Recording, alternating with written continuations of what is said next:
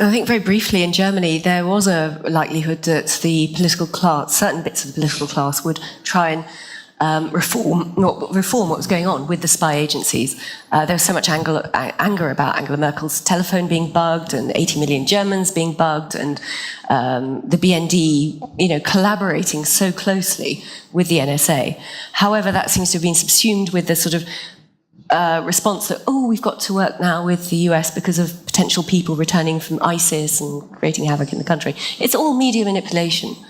There is a chance.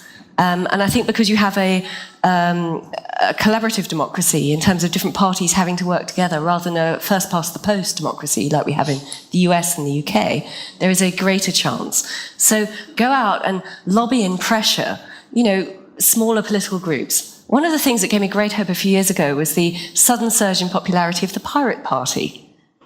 It made great gains in North Rhine-Westphalia. And it's not just about, intellectual property rights. A lot of their basic policies are very, very progressive. And it's a shame that they've not really quite pushed through the barrier. But those sort of parties need support. And we can hopefully build on that. I mean, that was a very grassroots thing. It came from the bottom up and said, we don't like the established parties, we want something different. And it's also slightly generational. So, Paul, do you believe that the political system is capable of dealing with this issue of privacy and causing transparency? I don't kind of use the word in or out of the system because we're all in the system. If you want to talk conventional political parties versus not, or conventional media versus not, I mean, we're not doing, like, out of the system, I think would be you're doing illegal things and robbing banks or something. And even that is kind of within the spirit of the system anyway. The banks are robbing us, don't forget. Yeah. Banks are robbing the banks. But I think are the elites who are governing and the politicians and the political military intelligence strata that represents and defends the system, are they capable of creating some reforms in terms of the security state? And I think the main answer is no, but maybe in very small ways if they turn it on each other. There was a lot of resentment the way Hoover blackmailed people with the intelligence. Hoover, former head of the FBI, he blackmailed all kinds of people. In fact, when I was saying about the guy who was police chief at the LAPD, he wound up blackmailing the elite of Hollywood in LA. Yeah, it was interesting when Petraeus' computer was broken into. Then there were some squawks. Who gave permission to go into Petraeus' computer and find out he was having such and such affair and all this? So, maybe there's certain things if they turn on each other. But I think we're at a stage now. I interviewed Ralph Nader a few months ago, and I asked him, do you think the kind of reforms that you were able to win back in the 60s, could you do it now? And he says, absolutely not. He says, the system's beyond these kinds of reforms now, the stuff that you might have been able to do 30, 40 years ago.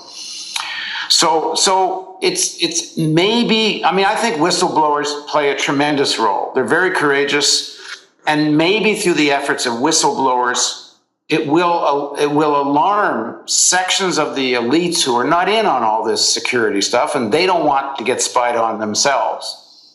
It's not, it's possible, but that isn't really where it's going to come from. We have to change who has power, and then you can start taking on some of these issues, because the system is very resilient. It can assimilate.